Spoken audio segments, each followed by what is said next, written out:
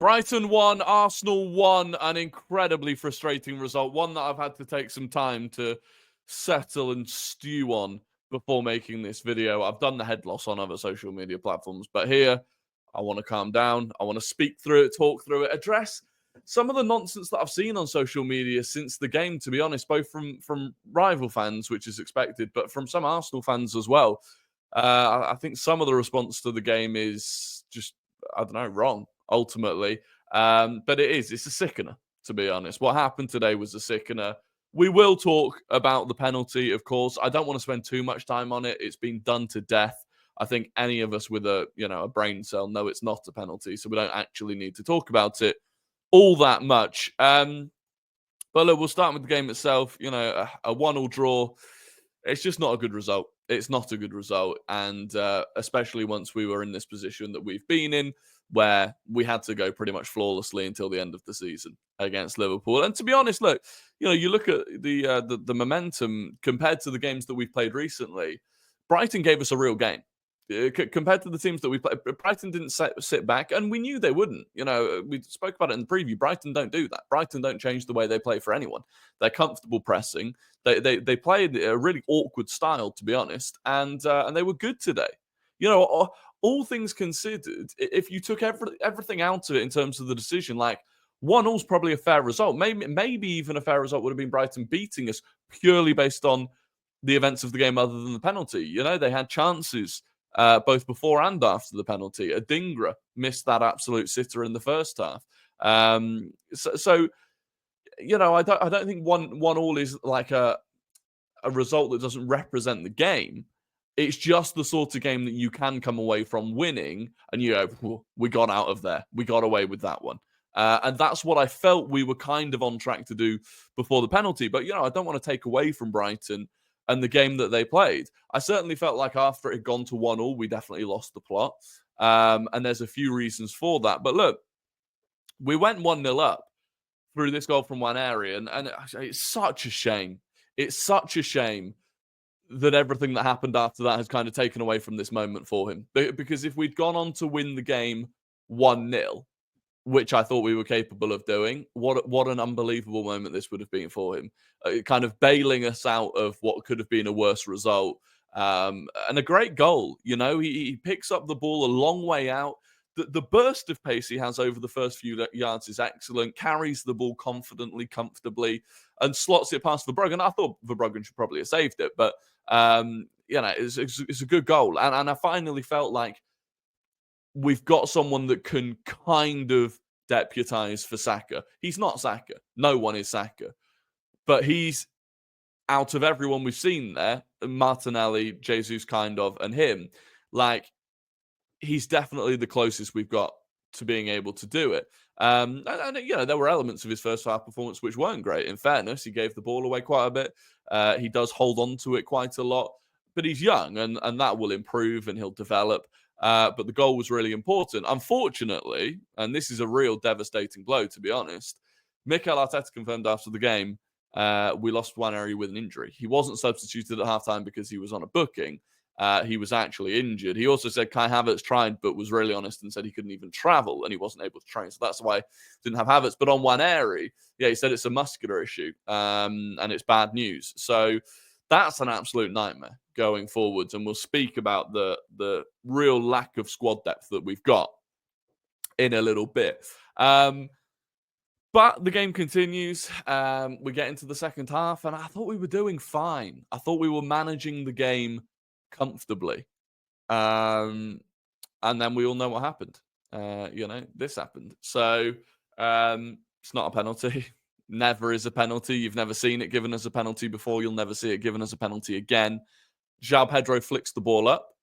The ball is in the air. They contest a header.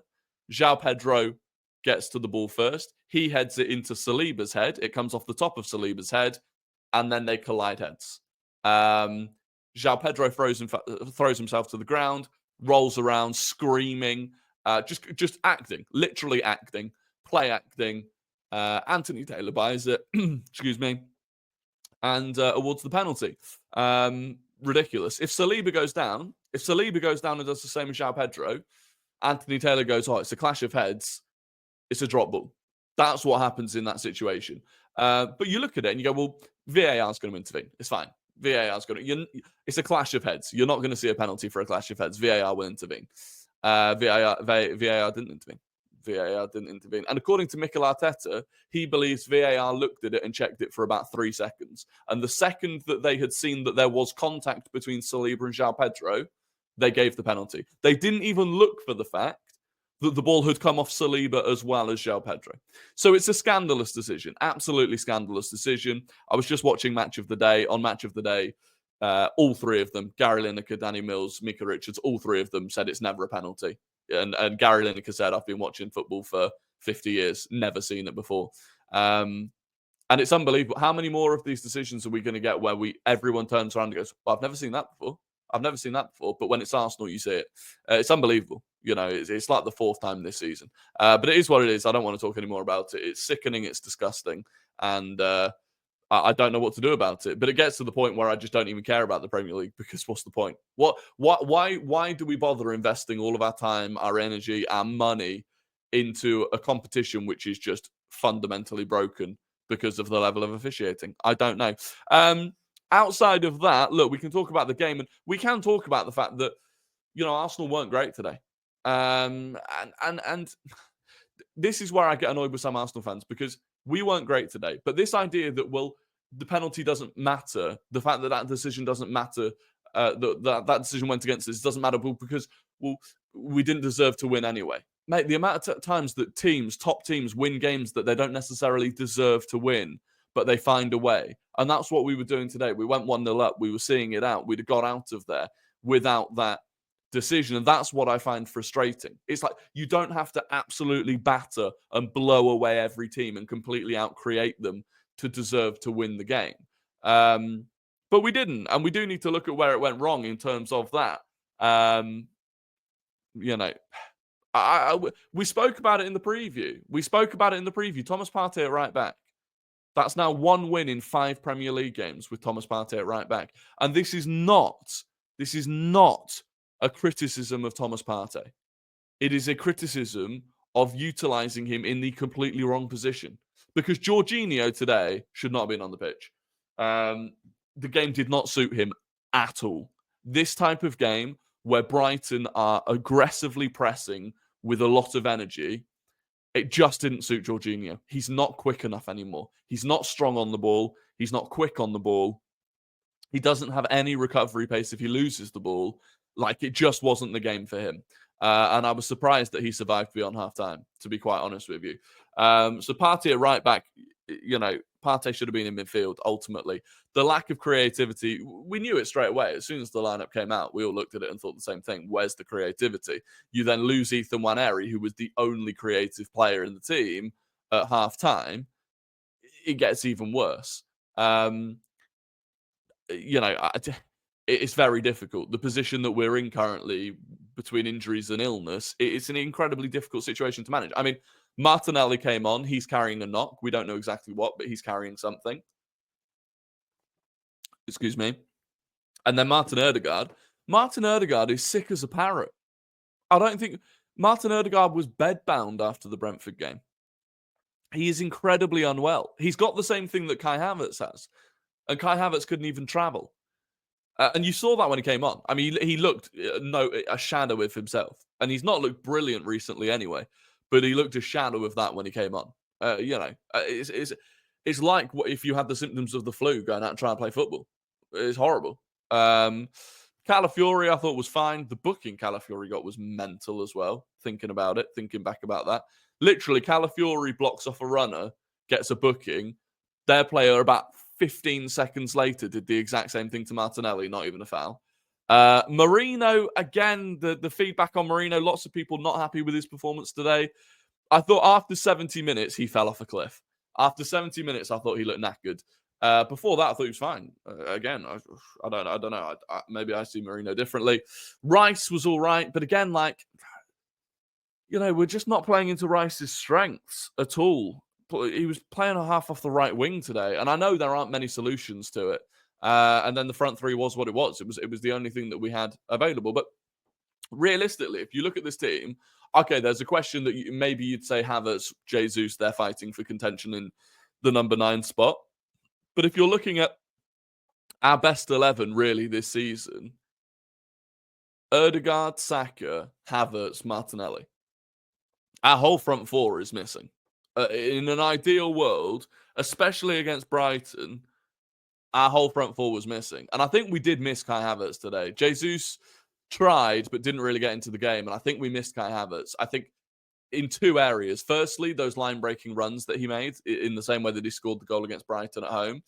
And secondly, as an outlet, because we were getting pressed and we were struggling to get out. If you can go long to Kai Havertz, it's a lot easier than going long to Gabriel Jesus. So, yeah, I felt like we missed Kai Havertz today. It was what it was. One thing I was disappointed in, and this is, I don't really understand Arteta's thinking. Mars Lewis-Skelly. Why did Mars Lewis-Skelly not come on today? I don't get that. Even Zinchenko, we were struggling to keep hold of the ball. And we didn't bring on 2 players who are excellent at keeping hold of the ball. The one thing I praise Mars Lewis-Skelly for repeatedly is how he never seems to lose the ball. And he catches people out in the press because they press him and he turns out of it. I felt like we could really have done with that today. And there does seem to be this thing where it's like Arteta won't put Nwaneri and Mars Lewis-Skelly on the pitch at the same time. And I don't know if that even is a thing, but it feels like it's a thing at this point. And it's annoying me. Truthfully, it's annoying me. So, yeah, look, we're in trouble. We've got another game in 3 days' time against Newcastle, a rampant Newcastle, who pretty much everyone is fit for them. We've got half a team. And even then, within the half team that we've got, they're knackered. They're unwell. It's tough at the moment. But you look at the table, for me, the Premier League's over. And I don't like, I'm a positive fan. I don't like to be negative at all. But for me, we're 5 points behind. They've got 2 games. We're not catching, potentially 11 points plus goal difference on Liverpool in the final 18 games. Without Saka, I just don't see it. I don't see it happening. So what we need to do now, because suddenly like that top 4 race is a thing that we could get dragged back into again. We could be tied on points with Nottingham Forest by the end of the weekend, which is crazy. We need to secure top 4 and then focus on trophies. I think that's what we have to do this season. Secure top 4, but prioritize the cups. How much can we prioritize the cup on Tuesday? I don't know. Don't even know who's going to be fit and available, but we have to do that. And then really, I think we focus on the Champions League. The crazy thing is, it feels incredibly doom and gloom. I mean, it is doom and gloom. We've drawn 7 games this season in the Premier League, but we're on the same number of points now that we were last season after 20 games. 20 games last season, we were on 40 points. 20 games this season, we're on 40 points. The difference is we are not going to go on a run like we did last season this season. That's not going to happen. And so that's the difference. But this season feels so much worse. It feels like setback after setback after setback. It's draining. One thing I would say, we're unbeaten in 13 games now. We're a very difficult team to beat. And in cup competitions, that will serve you well. If teams can't beat us, you're in good stead. So look, ultimately, just an incredibly frustrating day. I'm sick of social media. People calling it a headbutt. Mate. People calling it a headbutt. I saw someone compare it to Nico Pepe when he got sent off for a headbutt. They're comparing it to that. Competing for the ball in the air versus off the ball headbutting someone. It's just, it fries the brain. These people function in humanity. They're allowed to vote. Do you understand? It's unbelievable. But look, before I go off on any more of a rant, I'll end it there. If you could like, subscribe, or dislike, or don't subscribe, whatever you want to do, we'll call it a night. I'll be live on Big Up tomorrow for the United versus Liverpool watch-along. Until then, have a good evening and goodbye.